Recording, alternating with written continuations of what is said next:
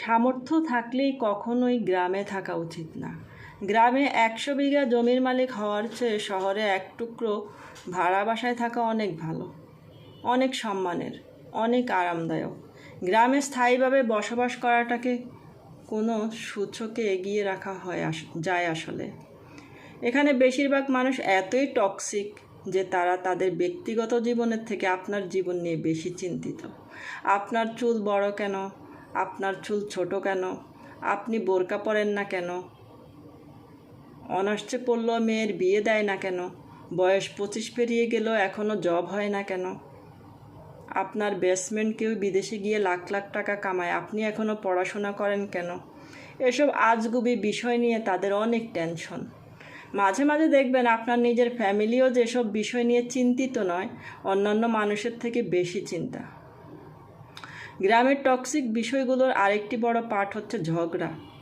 আপনি এমন কোনো বাড়ি খুঁজে পাবেন না যেখানে জায়গা জমি নিয়ে কোনো বিরোধ নেই।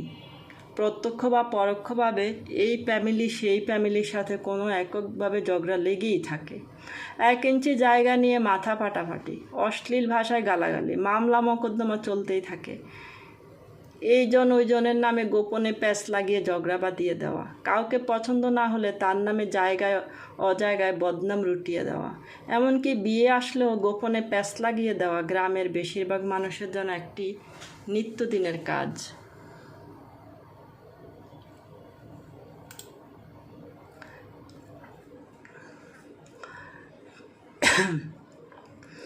মানুষই এতটা অজ্ঞ যে তারা সফটওয়্যার ইঞ্জিনিয়ার বোঝে না, ইলেকট্রিক্যাল ইঞ্জিনিয়ার বোঝে না, MBBS ডাক্তারের মানে বোঝে না।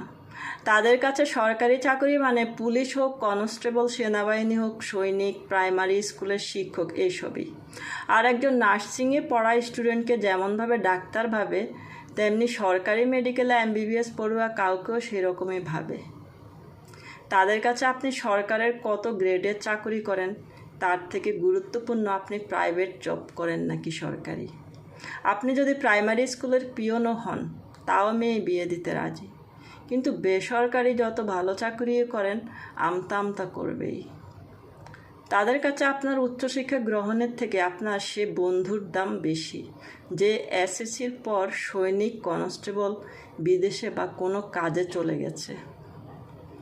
আর টক্সিসিটির সবচেয়ে বিরক্তিকর পার্ট হচ্ছে গ্রামের চায়ের দোকানগুলো।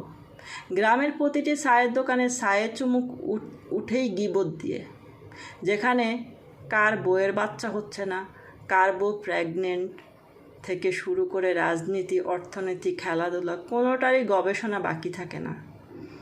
ওরা হচ্ছে সিসি ক্যামেরার মতো, সব কিছু বলতে পারে, যার অধিকাংশই আবার গুজব। এত সবের মাঝেও গ্রামে কিছু আপনার শুভাকাঙ্ক্ষী থাকে যারা আপনাকে বুঝতে চায়, বোঝার চেষ্টা করে, যারা অন্যের ব্যক্তিগত জীবন নিয়ে এত আগ্রহী নয়, যারা মানে উচ্চশিক্ষিত অর্জনের থেকে বিদেশে চলে যাওয়া কিংবা কোনো কাজে চলে যাওয়া কখনোই বেটার অপশন নয়, যারা চায়ের দোকানে কাপে মিথ্যার গিবতে ধুয়ে উঠায় না, তাদের সেলুট, তাদের আজীবন সম্মানপ্রাপ্য।